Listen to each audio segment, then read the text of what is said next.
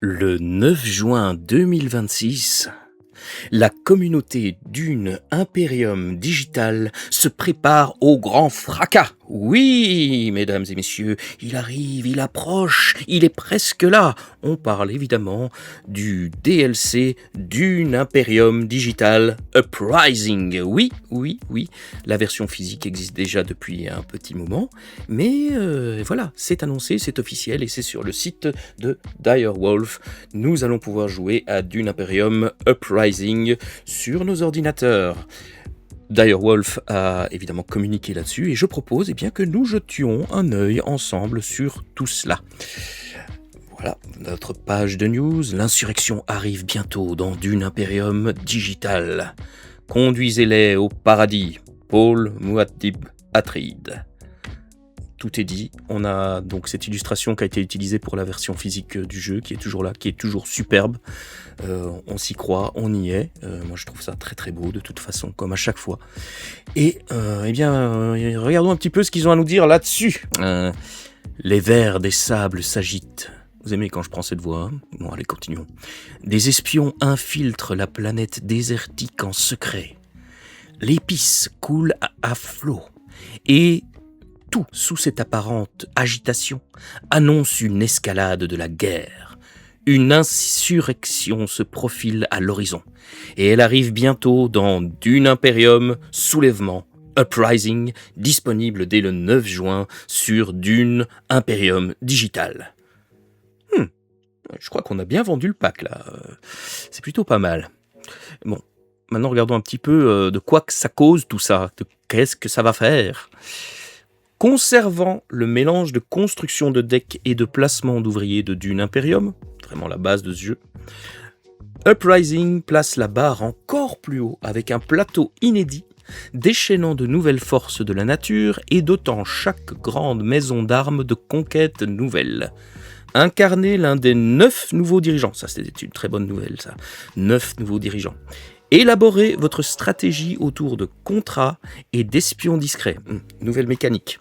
Lancez-vous dans des combats épiques à dos de vers des sables. Haha, quelque chose qui peut bouleverser la phase de combat, la phase stratégique. Et triompher sur un plateau transformé pour révéler les vérités les plus cruelles de cette planète désertique. Déjà là comme ça c'est plutôt intéressant. Un nouveau conseil d'administration. Je veux qu'ils nous ont donné une image ici, on va jeter un petit coup d'œil. Alors comme on voit, bien évidemment, oui il y a beaucoup de changements. Donc là déjà on voit dans la rivière que moi il n'y a aucune carte que je connais là-dedans. Donc ça c'est déjà beaucoup de nouveautés. Je pense que là, on a l'histoire d'espionnage ici, dans les nouvelles options. Et ça, je ne sais pas encore ce que c'est, mais c'est encore une nouvelle option. En ce qui concerne la zone ici de la chaume, c'est des nouvelles cases. Donc, nouvelles options. Tout ici, tout ce qui est ici, je ne reconnais rien, même ça a changé. Là, ça permet d'avoir une carte intrigue. Ah, si, il reste ceci qui permet d'avoir son mandat supplémentaire, une case quand même à côté de laquelle on ne peut pas passer. De nouvelles cases ici, avec des conditions quand même pas si faciles que ça pour le déclencher. Le conseil, oui. Ça c'est encore grossi. Je vois qu'il y a un petit point rouge ici qui doit avoir un lien avec... J'ai vu un autre petit point rouge ici. Est-ce que c'est des codes d'accès? Est-ce que c'est de l'espionnage? J'ai pas joué à la version physique de Uprising, parce que moi, il faut savoir qu'à l'époque, j'ai pas compris ce changement un petit peu éditorial au moment où c'est sorti. Je ne savais pas non plus qu'ils allaient sortir Bloodlines, donc la lignée après. Donc je me suis dit, est-ce qu'ils arrêtent la gamme là? Est-ce qu'ils ont voulu faire une version plus complexe pour vraiment clôturer les choses en beauté? Voilà, donc moi je suis resté sur toutes les extensions à part celle-là. Et je pense que je vais m'y mettre finalement parce que je commence à comprendre où ils veulent aller. Et comme le travail se fait sur la longueur, oui, là ça redevient intéressant pour moi. Mais revenons ici à la version digitale. Donc là déjà, on voit déjà beaucoup de changements. Ici, il n'y a rien qui change avec le... Ah non, si, c'est encore différent. Ici aussi, ça a changé. Ici aussi, tiens, de l'eau avec la guilde spatiale. Ouais, pourquoi pas. les Bene Gesserit. Ça, c'est un nouveau logo que je ne connais pas. Ici, on a nos cartes intrigues, on a nos... Oh, il y a tout qu'à changer en fait. Alors, ça va être un renouvellement complet. Ça va être pour les joueurs qui peut-être commencent à avoir envie de nouveautés. Je pense que les anciens joueurs, là, ils vont trouver leur plaisir dedans. Alors, les zones de dunes, ici je vois de nouveaux logos, avec un logo qui fait penser au ver des sables, ici, ça, je ne sais pas très bien ce que c'est. Ah oui, c'est pour s'accrocher au ver des sables, ça.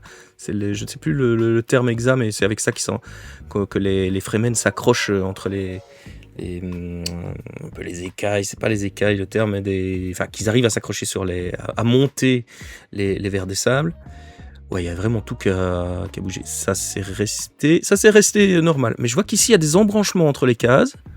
Donc ça, c'est encore une nouveauté. Je me demande si ça n'a pas un lien avec ces histoires d'espionnage, parce que je vois que c'est un œil.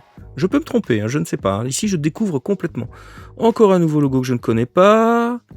Et alors, évidemment, là, on a des nouveaux personnages. Donc ça me plaît. On a Muad'Dib, donc une version... évolué de Paul. Feyd-Rautha Harkonnen, oui, toujours inspiré des films au niveau visuel. La princesse Irulan. Ok, il y a plein de bonnes choses là. Au niveau des combats, là ça reste classique, bien que je me demande c'est quoi ce petit logo vert là. On a nos cartes de départ comme d'habitude. Voilà. Et alors, il y a ce nouveau logo ici qui ressemble à cette espèce de puce qu'on retrouve là. Ok, il y a énormément de changements, énormément de nouvelles choses, ce qui veut dire qu'il va y avoir, en toute logique, énormément de nouvelles tactiques et stratégies à mettre en place. Donc, ça va enrichir le jeu. Plus de complexité, plus de choses, plus de matériel. Ça, c'est de toute façon, ce sont des choses sur lesquelles on ne peut pas cracher quand on nous offre une nouvelle extension de quel que soit le jeu. Continuons notre lecture. Arrakis elle-même a été remodelée dans cette nouvelle extension. L'immensité familière du plateau original laisse place à de nouveaux espaces, oui, regorgeant d'opportunités inédites, exactement. Les factions machiavéliques de l'Imperium offrent de nouvelles récompenses. Et donc en gros, vous allez pouvoir faire des coups de pute, on peut traduire ça comme ça. Et les lieux, encore plus qu'avant, et les lieux autrefois familiers de cette planète désertique ont évolué. Effectivement, la lassitude ne peut pas s'installer. Avec de nouveaux coups et de nouvelles primes. C'est vraiment, on repart à zéro. Le mur de bouclier domine les champs de bataille stratégiques et des postes d'observation parsèment désormais le paysage. À mon avis, les postes d'observation, ça a peut-être un lien avec le petit œil que j'ai vu, non? Peut-être? Je ne sais pas. Les champs de bataille stratégique, des postes d'observation parsèment désormais le paysage, attendant d'être occupés par des espions. L'espionnage a l'air d'être une option sur laquelle on va beaucoup jouer dans cette nouvelle extension.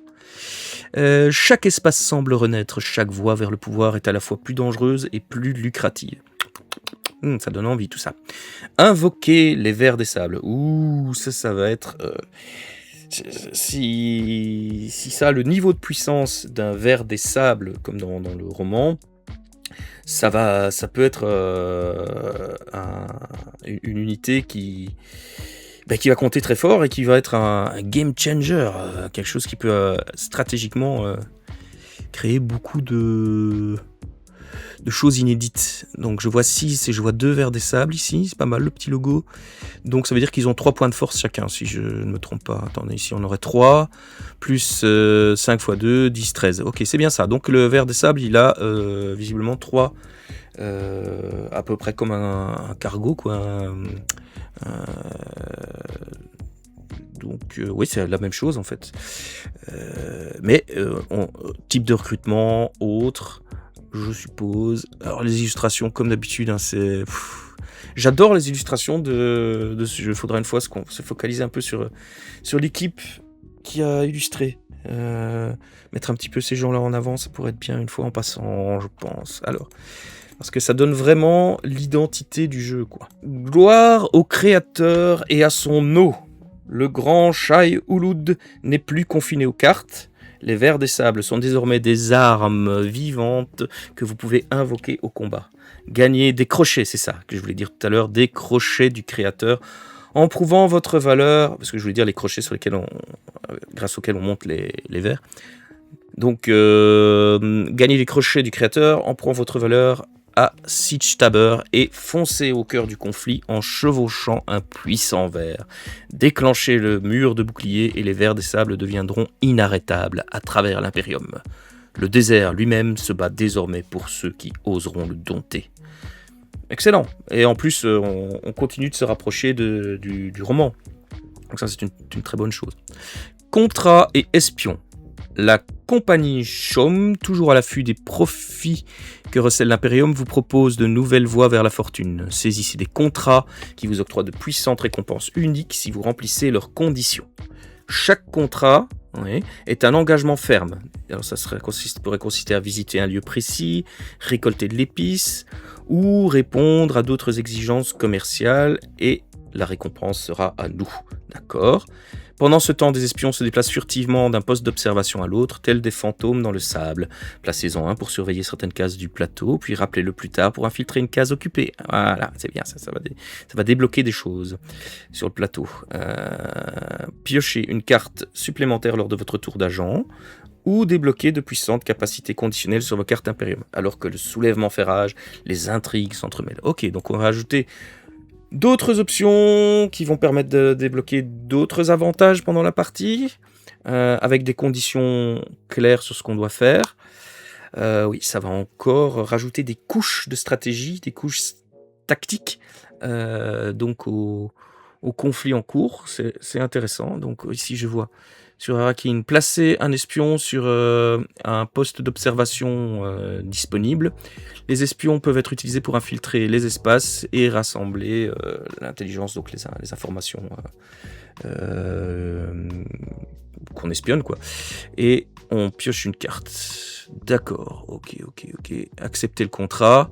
Donc je vois ici, soit c'est raffinerie d'épices. Raffiner l'épice. Ah oui, Spice Raffinery, c'est un des lieux, visiblement. Oui, hein. Il me semble qu'il doit être quelque part par ici. Et Arrakeen, ouais, c'est ça, c'est selon les lieux. Si on le place là-bas, on pourra piocher 2 cartes. Et si on le place ici, on aura cette unité et ce truc que je ne sais pas encore ce que c'est. Parfait. Continuons. Nouveau dirigeant et carte Imperium. Choose your leader. Ça, c'est vraiment un contenu, moi, que j'attends beaucoup et que c'est ça que je voulais, moi, à la base, dans le contenu physique. C'est qu'on nous ajoute tout simplement du matériel à la fois immersif, donc qui va servir l'histoire, qui va rendre hommage à l'histoire et qui nous permettent d'augmenter le gameplay, d'ajouter peut-être des petites règles en plus. Mais c'est sûr qu'avoir plus de dirigeants, c'est toujours un cadeau et ça fait toujours du bien. Donc choose your leader, on va regarder. Alors illustration toujours très cool. Alors on a par exemple ici, il montre la princesse Irulan de la maison Corino, complexité 2. Donc c'est la fille de l'empereur. Quand vous atteignez 2 influences pour l'empereur, on touche une carte intrigue. Et donc son anneau, vous pouvez choisir acquérir une carte qui coûte une ressource à votre main ou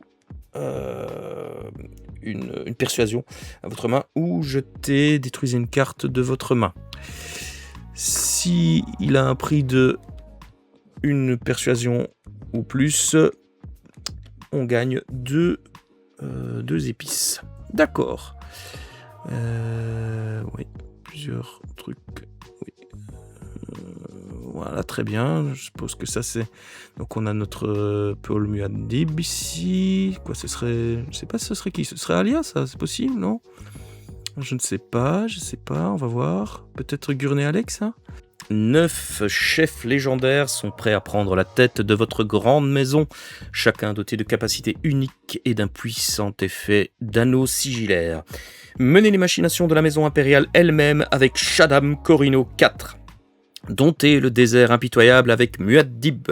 Usez d'une force sournoise avec Fed Rota Harkonnen et bien plus encore. Chaque chef possède une personnalité et un rôle unique et essentiel. L'ensemble de la rangée Imperium a été entièrement reconstruit avec de nouvelles cartes. De nouvelles synergies vous attendent dans un deck Imperium plus vivant que jamais. Quel chemin emprunterez-vous pour remporter la victoire ?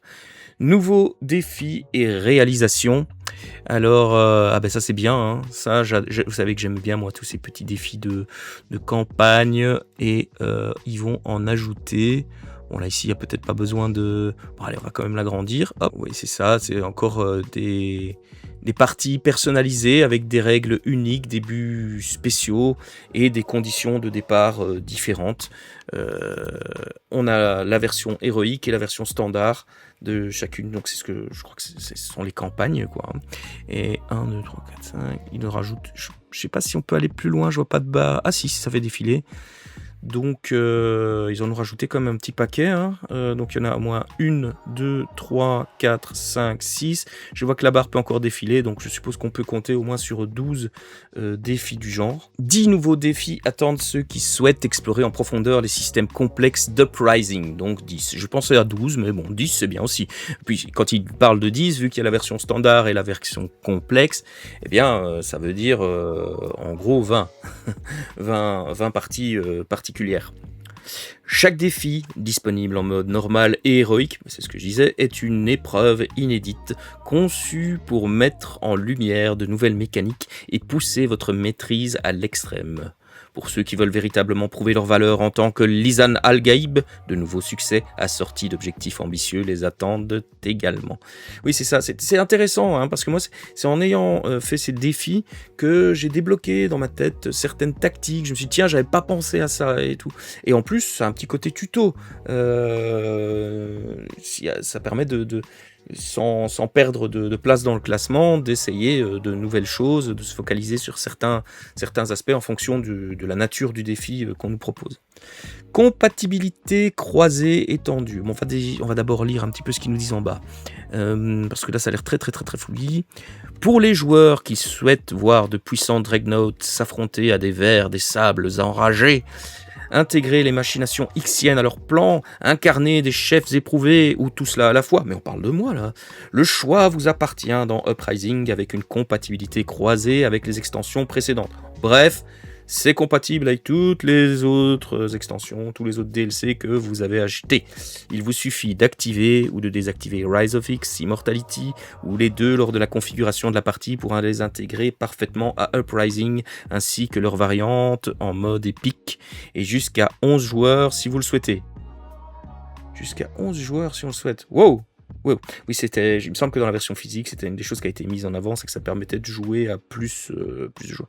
Ça me paraît un petit peu beaucoup, j'ai l'impression que ça va faire des parties extrêmement longues, mais bon, à tester, on va voir. Hein. Il n'y a que en mettant la main à la pâte qu'on peut se rendre compte du goût du pain, n'est-ce pas ?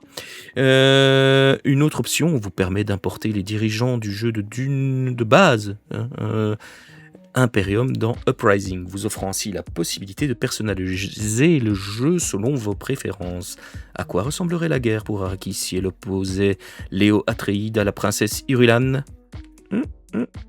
Pourquoi pas, hein, peut-être qu'on l'a cloné, hein, finalement. Il restait quand même encore des petits morceaux du duc Leto. Hein. Les possibilités sont infinies.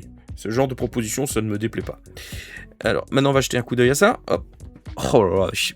Bon, alors, première chose, si vous êtes un joueur débutant, commencez peut-être par le plateau de base. Parce que là, je pense que ça pourrait décourager de jeunes joueurs qui débarquent de vous lancer dans un truc pareil avec toutes ces options, tous ces logos, toutes ces petites règles. Non, je crois que c'est une extension qui va, d'entrée de jeu, faire plaisir aux vieux briscards comme moi, qui ont envie de variété, aux compétiteurs qui veulent de nouveau se prendre la tête entre les mains pour trouver de nouvelles tactiques et humilier leurs adversaires, enfin gagner gentiment leur partie. Par contre, d'entrée de jeu, d'expérience, même sur d'autres jeux, vous débutez, faites les choses dans l'ordre, hein,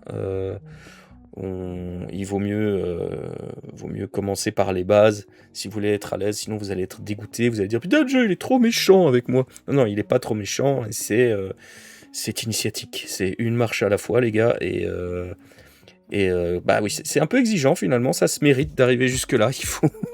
Il faut passer par des étapes, verser un peu de sang virtuel et puis on peut profiter du pack complet, quoi. Bon là c'est très riche, hein. On voit qu'on a bien nos extensions qui sont là. On a notre Laxou là, on a le X, on a tout, quoi. Voilà, et on a du mélange de personnages, de maîtres, de chefs de clan, de la première boîte, d'extensions et alors de Uprising, quoi. Le soulèvement commence le 9 juin. Oh Shani, l'attente touche à sa fin. Dune Imperium Uprising arrive bientôt en version numérique sur Steam, Android et l'App Store sous forme d'extension payante pour le jeu existant. Un seul achat vous donne accès à l'expérience complète, un jeu multiplateforme, fluide et de superbes illustrations inédites de l'univers de Dune qui prennent vie sur votre écran. Combattants de l'Imperium, restez à l'écoute. Retrouvez plus d'infos et d'aperçus sur nos réseaux sociaux et sur le Discord de Dire Wolf, que j'ai rejoint d'ailleurs il n'y a pas si longtemps. Tandis que nous nous préparons à déclencher le soulèvement. Le désert vous appelle. Votre bannière flottera-t-elle au-dessus des dunes ? Eh bien voilà, moi je trouve que c'est déjà une bonne petite page de news bien faite, hein. On a tout ce qu'il faut. On voit où on va, c'est fidèle à la version physique, si ce n'est que là vous allez gagner quand même. Voilà, il y a une chose qui me plaît bien ici, pour moi il y a quand même un petit côté supérieur à cette version digitale, que cette version digitale apporte un truc en plus, c'est que la version physique, moi c'était bien, on me disait tu peux jouer avec plus de joueurs, mais moi j'ai mon groupe de joueurs habituel et on fait pas déborder la table, hein. Tandis qu'ici, en ligne on va pouvoir rencontrer d'autres joueurs très facilement. Le placement du matériel va être extrêmement rapide, instantané. L'apprentissage des règles, je pense qu'avec toutes les petites options, on va avoir un meilleur apprentissage des règles que simplement en étant autour de sa table.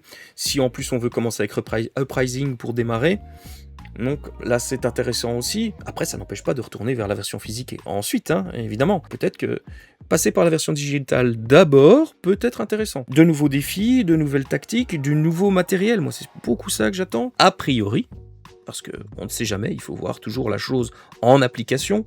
A priori, c'est une excellente nouvelle et je pense que je vais me pencher sur ce cas très sérieusement. Voilà ce petit tour d'horizon, mes amis. J'espère que ça vous a intéressé, que vous avez trouvé ça utile.